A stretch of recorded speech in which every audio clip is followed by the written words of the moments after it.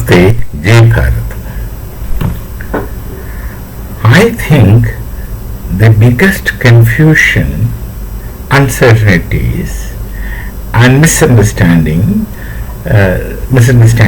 that mankind ever possesses is about a concept of God and religion. Religion is a little more complicated to discuss or to unpack, but concept of God is a simple concept or a single concept which one can attempt to discuss, especially in the lines of the lights provided by many of our ancestors. Buddha gives an excellent anecdote, presents an excellent anecdote. The Europeans had the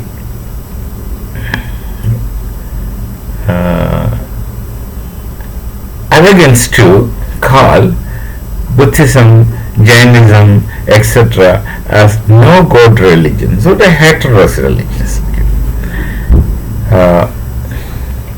The fact of the matter is that Buddha doesn't speak at all about God, soul, etc.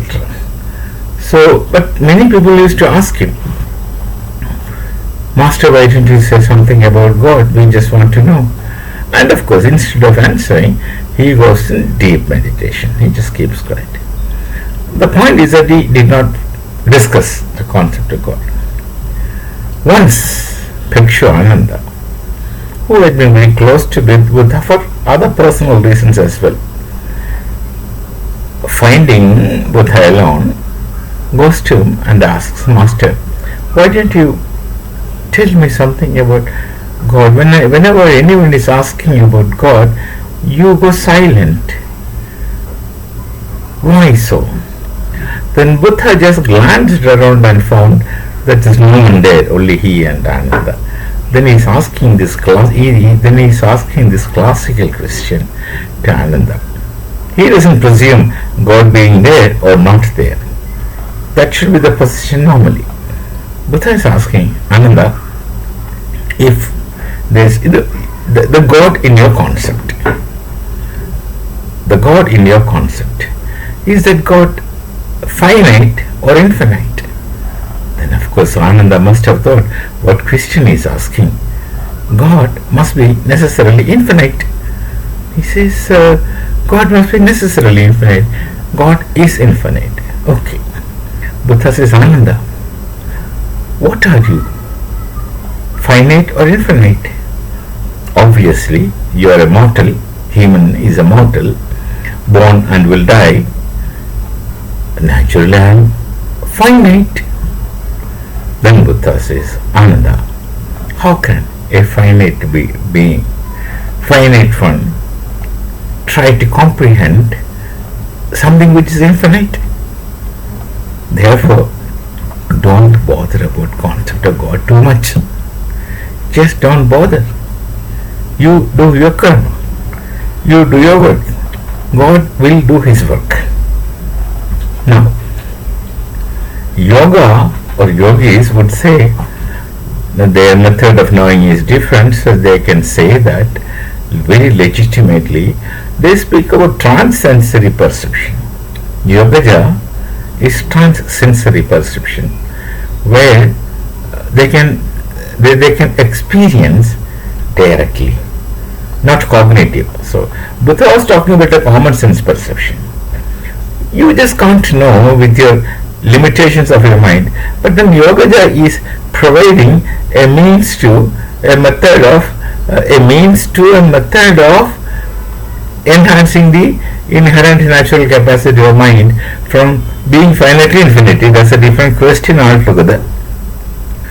But as the case stands here for people like us, you just can't comprehend, and why should you fight over it? Why should you say that it is this? So, again, take these things with a pinch of salt. When you go to religion, there is further things are complicated. Now, the Ten Commandments, the Decalogue or the Mosaic Law, outrightly says that thou shalt not take thy Lord God's name in vain. You can interpret it as you feel like, but that's a commandment. You shall not take the God's name in vain, phaltu. Don't take. Unnecessarily don't take the names of God. Can we interpret? Of course, the commandments are not supposed to be interpreted because they are written on stone slabs directly by Jehovah to the hands of Moses. But somebody interpreted it. The Beatitudes, Christ himself. But if you interpret it, will it not mean that since you are unable to understand it, don't bother much? You can't understand, so don't bother much. See, so why people say that my God is perfect and others are imperfect? See, in the Vedic Dharma, you have all kinds of options. You can pick up anything beyond you as a God. You can respect anything beyond you as a God. All powers whose help you need. You treat thunder, rains.